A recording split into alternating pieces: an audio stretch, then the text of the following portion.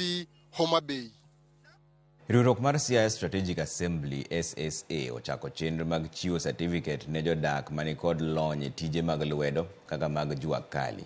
Giriwre kod kuonde tiegruok mag tije lwedo kod kuonde tiegruok mamoko e kaunti ma Siaya mar chako chenro mar nono lony mag ji e sekta mopogore opogore bang' chiwo negi sativiket mondo koro konygi e yudo thuolo mag tije kaka jowadgi mamoko mosomo e kuonde tiegruok manyasani.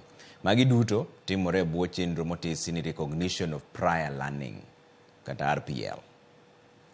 At particular time when the tenders are out, the only thing that can show that this person is qualified to do this particular work is the certificates or the documentation that they have.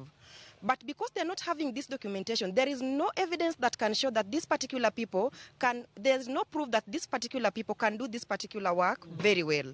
So recognition of prior learning gives you an opportunity to get the certificate so that you can also have a competitive advantage for even the tenders which are outside there. I want to thank the Bondo Technical for rolling out this kind of program that will help and motivate our youths around. We appreciate just because Stefan Enterprise deals with all fields, mechanical, construction, because we've been offering attachments to the students. Tend Kenya Maritime ne dhogi omoko bang' komiti